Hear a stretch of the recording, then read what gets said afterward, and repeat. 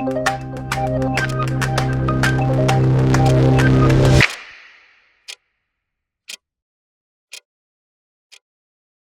I'm Rachel Deere, host of today's program, COVID-19 Critical Care, What Providers Need to Know.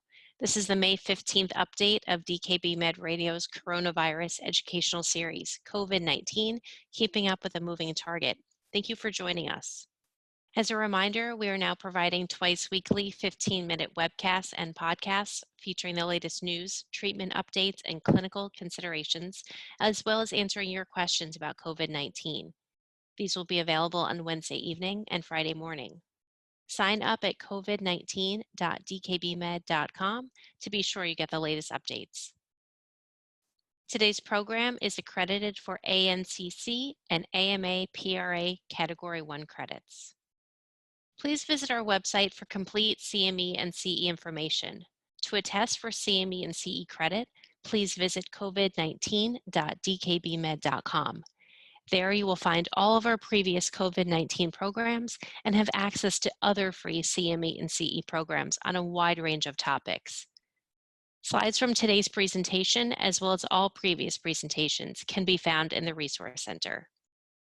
Today's learning objectives are: define PPE, distinguish between airborne, respirator, contact precautions, and droplet and contact precautions, and list 3 aerosol-generating procedures. Again, I'm very happy to introduce Sue Hansen, a clinical nurse specialist at Harborview Medical Center in Seattle. This is the first part of Sue's series on PPE in the hospital setting amidst the pandemic. Sue, thanks for joining us.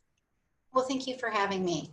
Before we begin, I'd like to thank the generous support of DKB Med, Postgraduate Institute for Medicine, and the Institute for Johns Hopkins Nursing.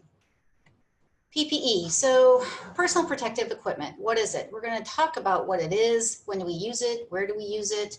We're also going to talk about airborne versus droplet precautions, and also look at aerosol generating procedures that you would need to be mindful of when you choose your PPE. So PPE, it is specialized clothing or equipment worn by an employee for protection against infectious materials. This is the definition from OSHA, the Occupation Safety and Health Administration. OSHA issues guidance on workplace health and safety.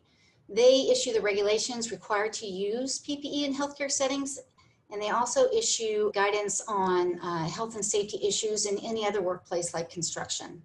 This is different than the CDC. The CDC issues recommendations on the type of PPE to wear under what infectious circumstance. They are different agencies, and because of this, this is why you will find variations in practice regarding PPE. The CDC and the World Health Organization as well, they issue recommendations, but these are only recommendations. Institutions do not have to follow them. Some institutions follow the CDC religiously, some institutions follow the WHO, and other institutions use a combination of practices that are supported by both the CDC and the WHO. OSHA, on the other hand, those are strict regulations for which an entity can be cited or fined if they do not follow. Types of PPE used in the healthcare setting, there's many. These are just probably the top 6 that we use regarding infectious diseases: gowns, respirators, face shields, masks, goggles, gloves. And we're going to go over those a little bit individually so I can show you some examples. The first is gloves. They come in 2 main buckets or categories. They can be medical examination gloves or they can be surgical gloves. Medical examination gloves are the typical ones that come in boxes of 50 or 100. They can be vinyl, nitrile, or latex, but primarily they are made of a synthetic material. An example of this is vinyl gloves. They are synthetic, they are less allergenic. They are very loose fitting. They're not appropriate for aseptic practices, but they are good for routine tasks, as well as they are less allergenic than, say, latex gloves. The next type of gloves that we use very frequently are nitrile gloves. These 2 are synthetic. They can be sterile or non-sterile, but they have excellent strength and they're great for chemical protection. Patients and healthcare staff have less allergenic reactions to these, but they are less elastic and they are less sensitive. And there's certain times, especially during procedures or surgery, where you really do need to maintain the elasticity for dexterity in procedures and the sensitivity. And then the third type of glove that is used frequently are latex gloves. These are naturally made from rubber. They fit great and they maintain the dexterity of the individual. They have great sensitivity. These are used primarily in the operating room where you need to maintain your sensitivity. But after using these for a while, many staff have become allergic to these type of gloves. And so they have begun to manufacture synthetic gloves that are sterile, that can be used under these sterile conditions. But again, they just do not have the same sensitivity as true latex gloves. For gowns, again, there's all different kinds. There are disposable, such as this one. This is plastic. This comes in probably a box of 25 to 100. These are disposable. This is what we use when we go into certain isolation rooms. They're handy, but they can be expensive as well. The others are reusable. The first one here is a surgical gown. This is a sterile gown. It comes individually wrapped. You need to take care when you're donning and doffing this, and so as to not contaminate yourself or the gown. And this goes right into the laundry system, whether that's your institution or you ship out for your laundry services. The next one is also a reusable gown. I could see this quite frequently used in other types of isolation type situations. This can come in a pack of 10 to 25. This is also used in situations where you're doing non-sterile bedside procedures or big dressing changes. These work great. You can doff those appropriately, and then they too go in your standard laundry services. Face protection, there are so many products on the market, I cannot even tell you, but we're gonna do a little side-by-side comparison of cloth, surgical, and respirator masks. Technically, respirator masks are not masks, they're respirators, but I put them in this category because most people think of them as a mask, and they have a lot of questions about the differences between all three. A cloth mask is just that. It's one that you can make at home. These filter very little. This is what the CDC recommends for the general public. They do not really help you, but they do protect the person next to you in case you have a cold or you're sneezing. These are really good to wear when you go into like a crowded grocery store or something like that. They do protect against large droplets, but again, those are your large droplets, not somebody else's. And it can be loose fitting, so it's important to wear it appropriately. Then you have the surgical masks. This is what we use in hospitals mostly. These are used in surgery. They too have to be donned appropriately. These can protect you from large particles, such as blood, large droplets, tissue sometimes. They are disposable and they can be loose fitting. So it's important that these are donned appropriately as well to minimize any risk of exposure. And the third one is respirator mask. This is an N95 mask, this specifically an 1860. This can protect you against very fine particles. This is what you would wear if you would go into a room with someone who is under airborne respirator precautions. They can also protect against large droplets. This has to be custom fitted. We are fitted every year to make sure that it is appropriate size and the appropriate type of N95 for us, and that it still seals appropriately. You are not to wear this mask if you have a very large beard or a mustache or a lot of facial hair, because you will not get the seal that you need to protect yourself. Face protection, goggles, shields, eyewear. Again, so many on the market. This is a face shield. It can protect your entire face. It needs to go below your chin. I personally like this because I can wear my glasses at the same time, and then you can wear your mask underneath this as well. You can use this not just in isolation rooms or in droplet isolation rooms, but you can use this when you're doing big dressing changes or wound care where you feel there might be some splatter. The next are goggles. If you notice, they have like the little side panels. These are the ones that you should be wearing. Your own glasses do not substitute for any of these examples of eyewear. You would have to wear your glasses underneath of these. And then here are goggles. Those have a little rubber strap on the back, just like swimming goggles, and they cover the entire circumference of your eyes. Respirators, air purifying systems. These are the two I'm most familiar with, but there are others out there. First is a PAPR, which stands for Powered Air Purifying Respirator. This comes with a hood or a shroud. A shroud can go down below your shoulders. It has a battery pack that you fit around your waist, and it has a hose that connects to that hood. That second picture there, you'll see a person wearing that. This respirator is battery powered, so it has to be charged. There's batteries that connect onto the bottom of it, and it forces clean air up through a filter and into that hood. The below example is what we call a capper, and this is by a company called Max Air. This is a controlled air purifying system. It's the same principle, but it's a little bit less bulky. It has a tiny cord coming off the back of the hood. It looks kind of like a bike helmet, and it attaches to a little battery pack that goes around your waist. This came out on the market probably a couple of years ago, and a couple institutions have really enjoyed this type of a system because it is less bulky. And then the face shield also does not fog up. That is connected to the helmet. So I hear a lot of good things about the controlled air purifying system. You would use either of these or the N95 mask if you were going into a patient's room who was under airborne respirator precautions. So what to wear and when? The PPE selection can be quite confusing, but it basically comes down to your level of risk. What are you going into the room to do? If you're going to have a procedure, or you're going into a room where there's a potential to be splashed or sprayed in any way, you need to take that into consideration before donning your PPE or choosing your PPE.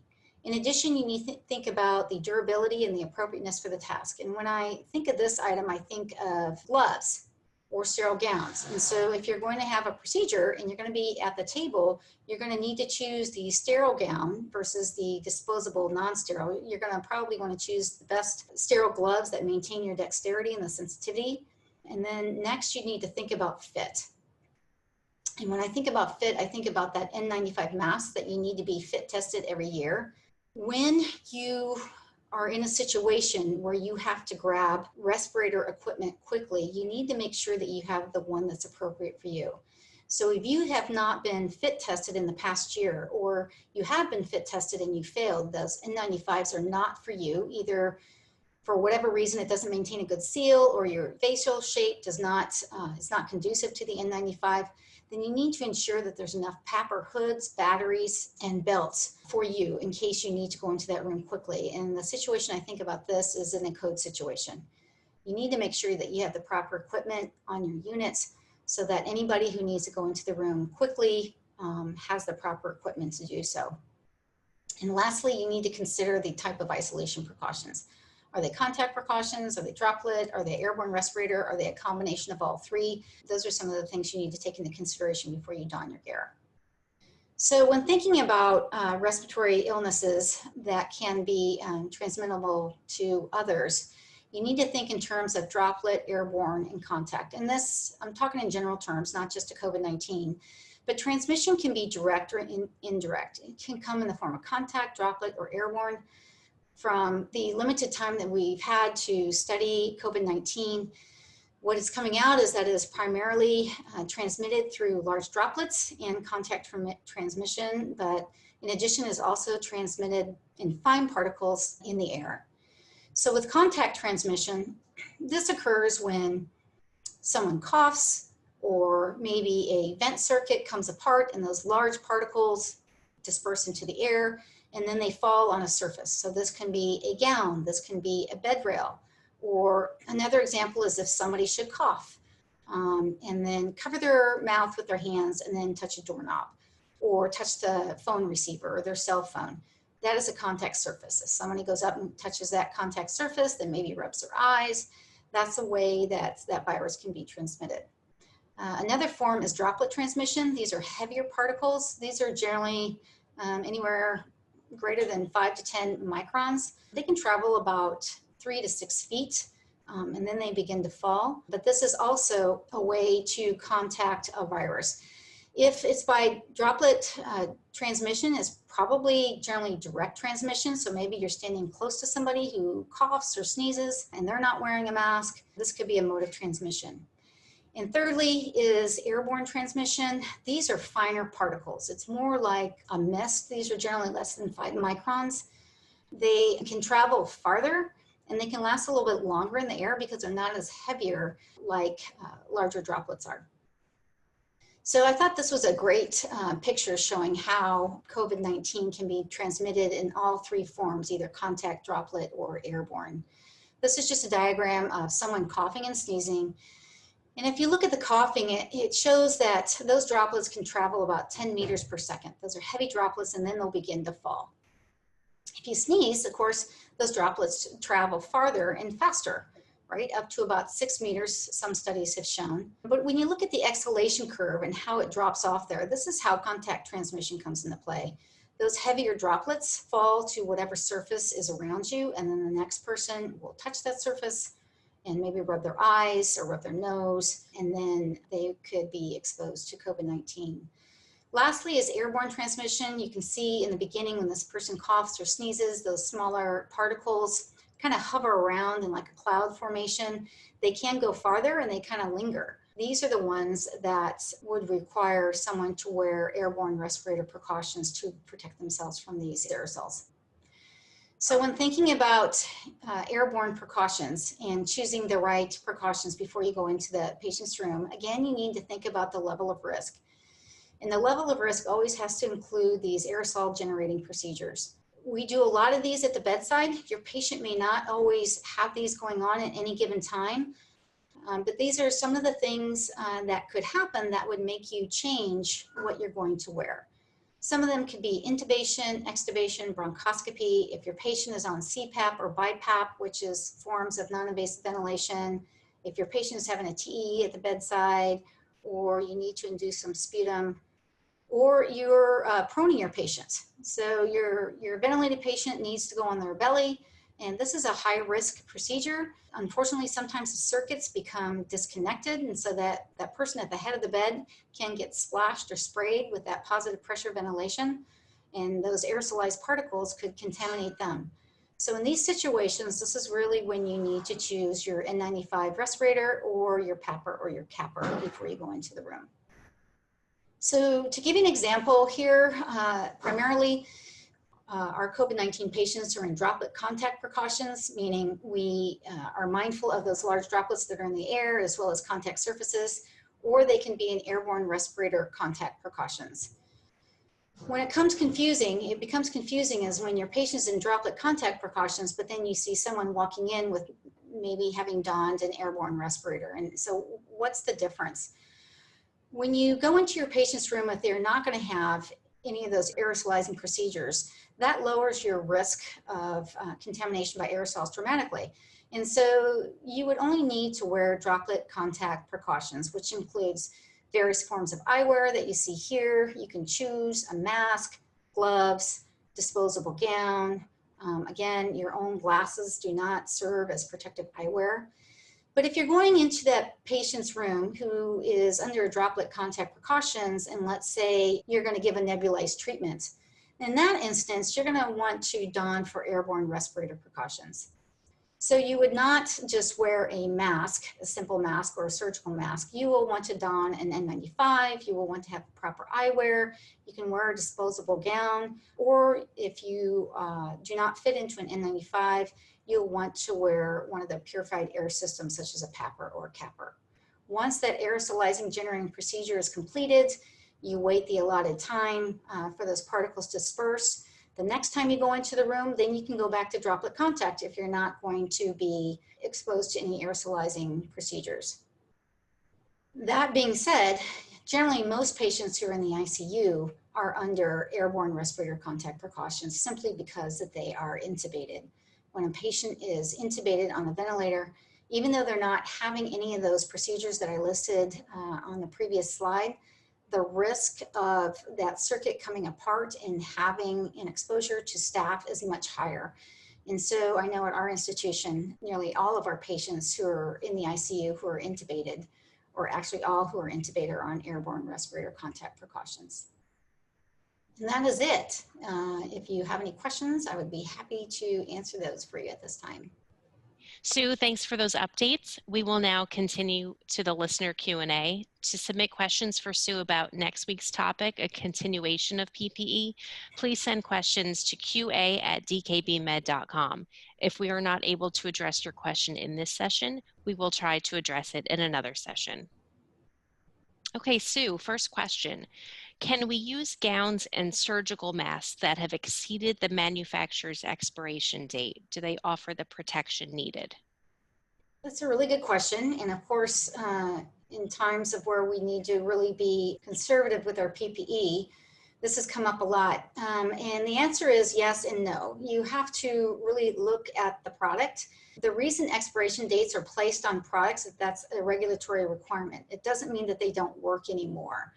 And so in our institution, we have used some products gone past their expiration date. One of the examples that I can give you are N95 masks.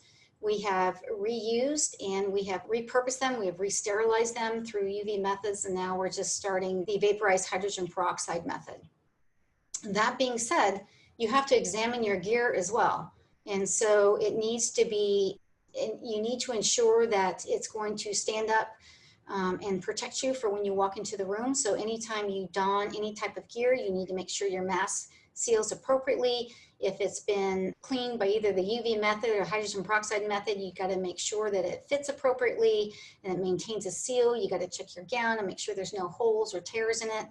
So you kind of have to look at it both ways. It's not a yes or a no, but certainly some products you can use past their expiration date as long as you ensure that they still fit you appropriately and protect you. Okay, great. Thanks so much. And Sue, here's our other question. What PPE would you recommend to someone as a minimum for taking care of a COVID-19 patient at home? You know, as a minimum, I would wear a mask on the patient and a mask on yourself and gloves. And just think about those three things and how the virus travels and is transmitted. It'll be by droplet, aerosol, and contact from it transmission. So just do your best to clean all those surfaces regularly on a daily basis, sometimes several times a day. If your loved one at home is coughing a lot or gets treatments at home, make sure that you have the appropriate mask on for that as well. Make sure you have the appropriate ice shields on if they're undergoing treatments at home. A lot of patients are, but if they're not, a mask and gloves should just be all that you need. And just make sure that you clean those surfaces like we've all been told to do. So you should be just fine. Sue, thanks again for your contribution to the program. As a reminder, to claim CME or CE credit, please complete the evaluation at covid19.dkbmed.com and select today's activity. You'll receive your certificate immediately after. Any questions or issues, feel free to email us at the address listed. Don't forget to access our resource center at covid19.dkbmed.com. There you'll find information on the latest COVID-19 data and statistics, medical society guidelines, and resources in Spanish. Please be on the lookout for our next activity on Wednesday, May 20th, featuring Dr. Paul Allwater from Johns Hopkins School of Medicine. We will send out an email when it becomes available. Any questions can be submitted by sending to qa@dkbmed.com. Again, thanks for joining us, and thank you for your dedication to your patients with COVID-19. Thanks, Sue, for answering those questions, and thank you again for your contribution to the program. Thank you for having me.